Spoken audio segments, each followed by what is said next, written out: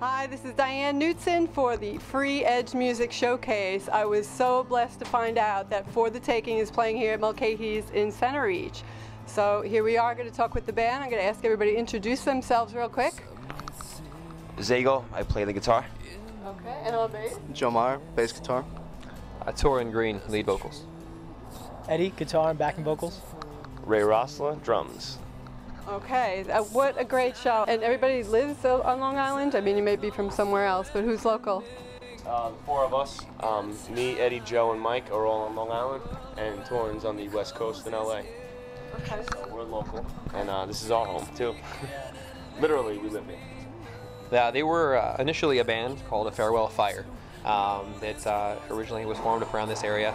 I had the chance to be in a few other national bands touring around the country, and I was at a point in my life where I wanted to kind of write my own music and kind of do my own thing, and they were at a point where they kind of wanted to change gears, and through the powers that be, we met and formed this band, and it's been chemistry ever since.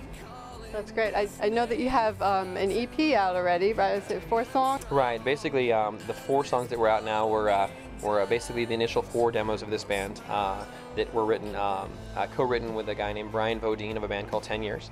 I wrote those songs with him.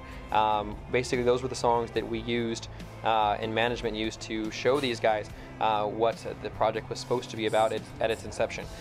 They heard it, thought that it was a good direction to go in. When I first had the opportunity of meeting them, they knew the song already.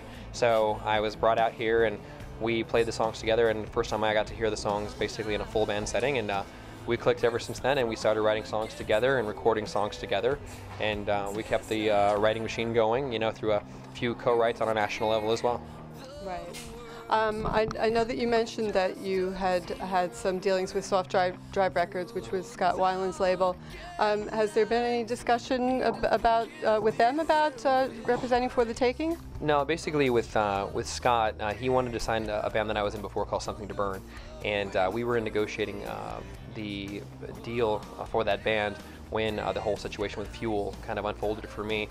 I had to step aside from that project in order to take the deal with Fuel. So there was a couple, issues there that, Scott was a little upset that, of course, we didn't have the opportunity to sign with that deal and so forth. And he was cool enough to hang out long enough for them to find a singer that he approved of, that they approved of, and they were able to put out the record and tour anyway. And those guys are doing great, and I miss them. They're like my brothers.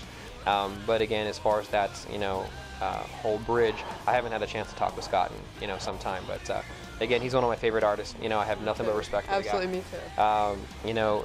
When I first had a chance to meet him, I played him some of the songs that I'd written for the other band, and he was so taken by it. But by the next day, when we were called in to hang out with him in the studio, he had memorized one of the songs and was actually singing that song back to me. And I was just like, here's a guy that has sold 30 million records, singing a song back that came from in here, and I'm just like blown away by that. And we built a good relationship, but again, with business, it always becomes a little bit shaky. And now we basically opened up some doors through the past few years that we're gonna try to step through now to try and see what the best road is for us.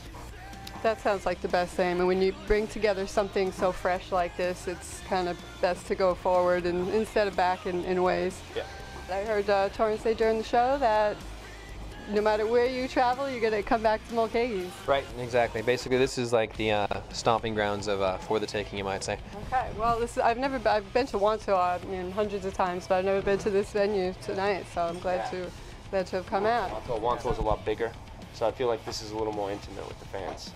So it's a lot of fun to play here. It's a good place to call home. Well, I'll definitely be back to see other shows, and, and now that I know that you're going to be here all the time. Yeah, we'll be back. We'll definitely be playing again. I think we have a couple shows coming up in the month of June, and we do have a show. We have Mohegan Sun in June right now, and we'll definitely have some shows before then, but they're just not booked yet. So. Okay, so where would you say that the best place to follow you would be, out of all the social networking sites and such? You can actually go to forthetakingmusic.com, which will basically point you in all the different directions as far as like our Facebook, our Twitter, even MySpace, which has been kind of something that's kind of fallen off the way, but a lot of bands still kind of keep that because we've got a lot of fans that have been with us for a while on MySpace before we kind of went over to the Facebook side. But again, you can go to forthetakingmusic.com. It'll always have every date that we have posted up. Again, the next thing for this band as of right now is, I believe, June 9 in Mohegan Sun in Connecticut, and at Wolf Den. And from there, we've got a couple other things lined up as well. We're kind of like in an industry showcasing phase right now as well. So the whole idea is to find the correct label to be our home to basically go into production on our first record. And then, of course, to get on tour with maybe some of the bands that are on our management roster as well. I want to talk to my kindred spirit because I started playing electric bass finally after 25 years wanting to play. I finally bought a bass in December. Yeah, so I'm in the club now and I'm practicing while I can. So tell me a little bit about bands that you've played in, Joe. My former bands, most recently before For the Taking, was a band called Blame Shift that I played with. They were based on the island. I played with them for about 3.5 years, and we made some records. We toured a lot. I missed out on a lot of things. And before that, I played in a metal band called Abeyance, also out of Long Island. That got me kicked out of college, and we toured, made a record. And that's it. That's my illustrious musical career as it stands. Well, it's going to be getting more illustrious as each day goes by. I have no doubt about that. Yeah, that's a little Is it? I didn't take those. Well, me and Joe used to be in the same club. Right. Yeah, I used to be a bass player for, I played bass for 15, 20 years, whatever.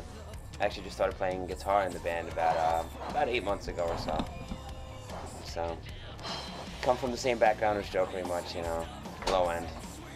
That's great. I mean, I've heard that a lot of bass players end up going on to guitar, and now I've heard, and I've tried to confirm it through several sources across the country, there's like a national shortage of bass players. I mean, a lot of bass players, seriously, a lot of bass players are playing in, multiple bands, all different gigs. Oh, we've got 2. So, yeah, you're lucky. Yeah, so that's not fair. But that's great. That's another reason why I'm going to keep on playing. But I really appreciate talking to you guys tonight. It was such a great show, and it's been, and I just wish you the best. And I want everybody to check out on Free Edge Music Showcase, For the Taking, and check out their MySpace, Facebook, and forthetakingmusic.com. This was Diane Knudsen, and thank you for joining me on the launch day of Free Edge Music Showcase.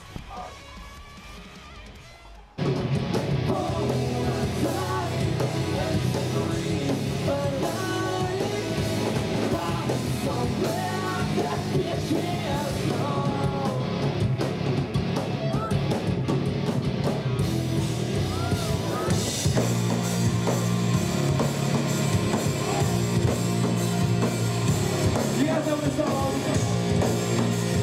We're gonna have some fun with that.